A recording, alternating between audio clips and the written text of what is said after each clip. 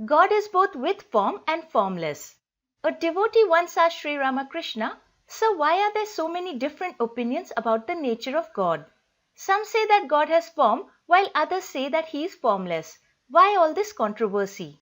Sri Ramakrishna replied, "In reality, there is no controversy about God. Since people have never seen God themselves, they argue endlessly about his real nature. Listen to a story.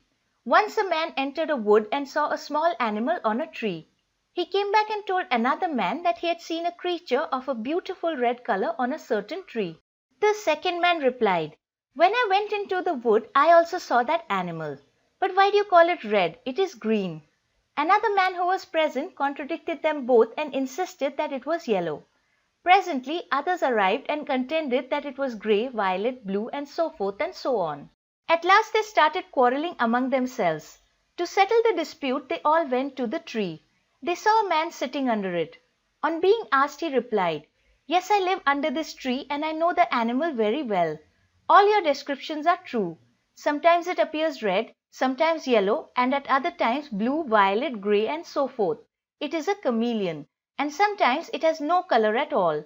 Now it has a color and now it has none." In like manner, only one who constantly thinks of God, only one who has attained an inner nearness to him can know his real nature. He alone knows that God reveals himself in the form which his devotee loves the most, for his love for his devotee knows no bounds. It is written in the Purana that God assumed the form of Rama for his heroic devotee Hanuman. God thus reveals himself to his seekers in various forms and aspects. God has attributes, then again he is beyond all attributes. Only the man who lives under the tree knows that the chameleon can appear in various colors, and he knows further that the animal at times has no color at all.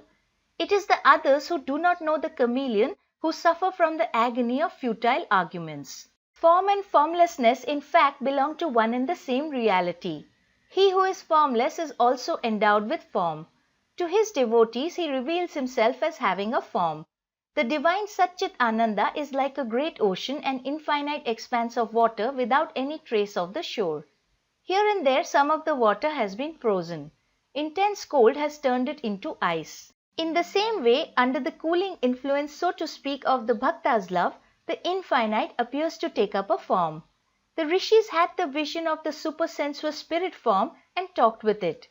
It was as a reflection of this truth about God that Saint Kabir used to say, "The formless absolute is my father, and God with form is my mother. Whom shall I blame, whom shall I praise? The two pans of the scale are equally heavy."